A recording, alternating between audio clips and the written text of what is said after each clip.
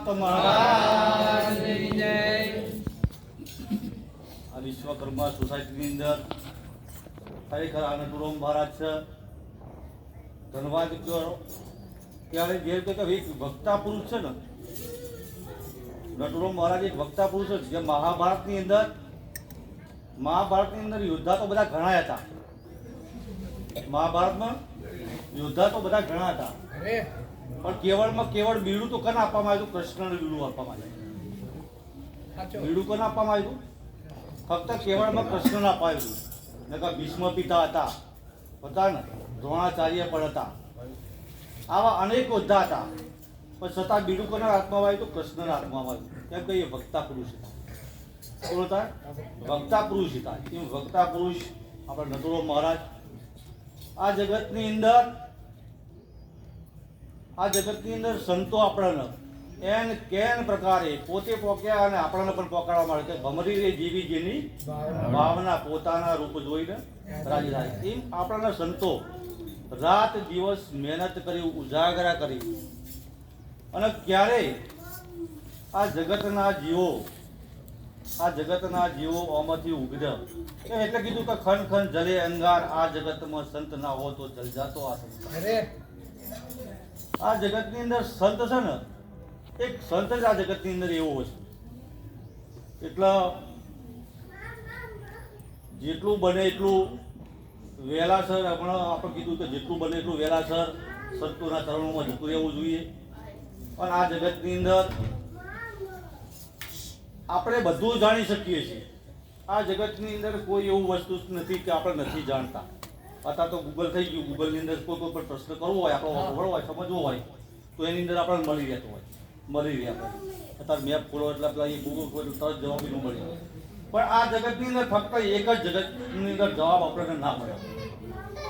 એક જ એવો જવાબ છે તો આપણને ના મળે. એટલે ના મળે ગૂગલનું એ કામ નથી. ફક્ત એક જ ના મળે કે હું કોણ છું. કદાચ રામની આપણને ખબર પડે, કોકને આપણે પૂછીએ કે રામ કેવા હોય તો સીધા આપણે લઈ જઈને મંદિરમાં આપણે ઉભા કરીએ. કેવા લઈ જઈએ આપણે ઉભા કરીએ? કોઈ રામનું મંદિર હોય તો સીધા જઈએ કે રામ આવો હોય, રામ આવે છે, આ રામ છે, આવા રામ છે. હવે રામના વર્ષો કેટલા વર્ષે, પણ છતાં આપણી એક કલ્પના છે. કોઈને જોયા નથી, કૃષ્ણને હજુ જોયા નથી. પણ એ માત્ર ને માત્ર આપણે કલ્પના કે રામ એક ફોટો જોયો એટલે ફોટો જોઈને આપણે એમ કહીએ છીએ કે ભગવાન આવા છે. સદગુરુના ચરણોમાં ના જઈએ તો સુધી આનું આપણને હું કોણ છું.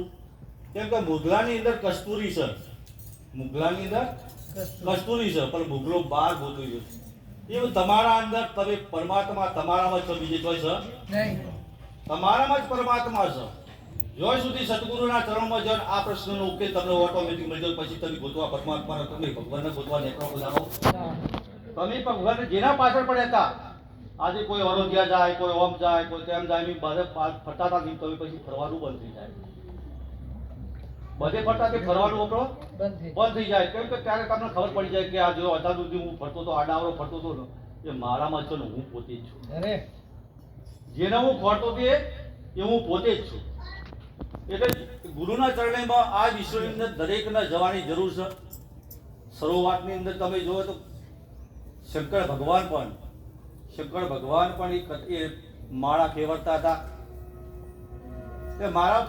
એટલે પાર્વતીજીને પૂછ્યું તો ભગવાન કે તમે તો ત્રણ લોકના નાથ છો, તો તમારાથી તો બીજો કોણ ઉપર ભગવાન છે? તમારાથી ઉપર બીજો કોણ છે? એટલે હમણાં ભાઈ ભજનમાં બોલ્યા હતા ને મને કે જૂના ધર્મ લ્યો તમે જાણી, સંતોભાઈ જૂના ધર્મ લ્યો જાણી. આ જૂનો ઉપરથી એનાથી ઉપર આપણે કઈ વિશ્વની અંદર ત્રણ દેવો મોટા ગણીએ છે. આપણે ગણીએ કે બ્રહ્મા, વિષ્ણુ, મહેશ. આ ત્રણ દેવો આ વિશ્વમાં બધા કરીએ મોટા ગણીએ. તો એ શંકર ભગવાન એ વખત આરાધના કરતા હતા, માળા ફેરવતા હતા. અને એ વખતે પાર્વતીજીએ પૂછ્યું કે ભગવાન આ વિશ્વમાં તમે મોટા છો, બધા કરતી મોટા છો, તો તમે કની માળા ફેરો છો? કે ગોડી પાર્વતીને કીધું કે હજુ તો તારા વાર છે, આ સમજવું હતો. આ વાર છે માટે એના માટે સદગુરુની જરૂર પડે. આ વાતને જો સમજી હોય તો સદગુરુની જરૂર પડે. તો કે તમે મારા ગુરુ થઈ જાઓ ને, કે તમે મારા તો તમે મારા ગુરુ છો કે ગડી મારાથી તારા ગુરુ થવાય નહીં. મારા તારા ગુરુ ના થવાય માટે ગુરુ તો કેમ કે ભાવ તો કદાચ છે ને થવું તો એની અંદર જે ભાવ છે ને એ ભાવ જે જુદો જુદો પણ જુદાપણુંનો ભાવ આપણે ના કાં તો મારો પતિ છે અરે શેનો ભાવ આવે કદાચ છે ને ગુરુ કરાય તો ભાવ આવે એનો પતિનો ભાવ આવે જ્યાં સુધી પતિનો ભાવ આવે તો સુધી એ વાત ન સમજી કાય નહીં.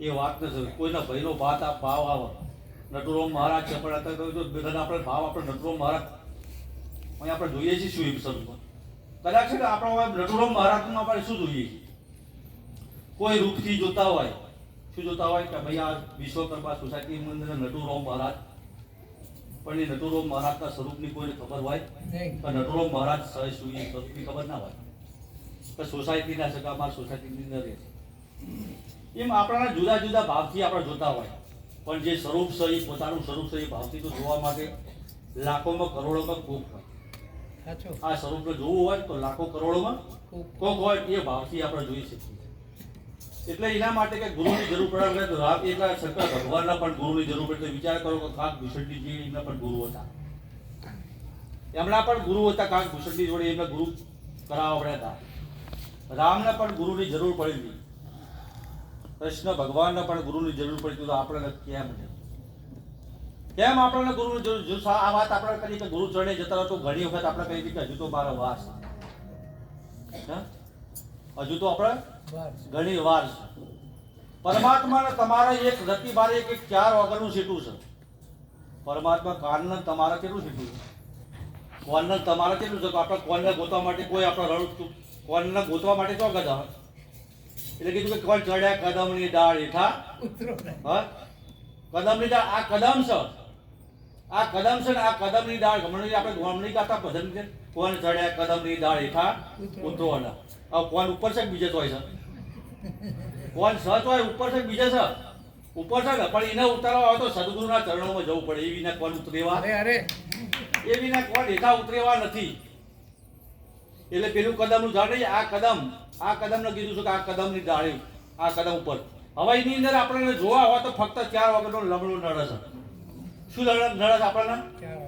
ફક્ત એ પરમાત્માના એ કવનને જોવા માટેનો 4 વાગ્યાનો લમણો જ આપણો આડો છે બીજું કોઈ આડું નહીં જો આ 4 વાગ્યાનો જો લમણો હટી જાય તો તરત પરમાત્મા તમારા હોમો છે આ લમણો કયો છે કે હજુ તો મારા છોકરાને ભણાવો છે હજુ તો મારા છોકરાને ભણાવો છે ભણ્યા પછી હજુ તો એને નોકરી હારી મળે પછી હું રોમનું રોમ હજુ પછી હું ભજન કરું કદાચ છોકરો ભણી ગયો ને હારી નોકરી મળી ગઈ તો કે હજુ મારા બંગલો બનાવો છે હજુ મારા બંગલો બનાવશે બંગલો બની ગયો ને હજુ તો કે મારે ઘણી વાર છે એમ કરતા કરતા જીવન પૂરું છે આ લમણો હજુ તો લમણો આપણને આડો આ લમણો મળતો નથી આ લમણો મળતો નથી એટલે અંત જતાય છેલ્લા જે પડ્યા આપણા કાટલામાં 80 વર્ષની ઉંમર જે કોઈ ઓપરી ઉંમર હોય કેમ કે આ સાધન છે આ સાધન એક દાડો બગડ્યા વિના રહેવાનું નથી.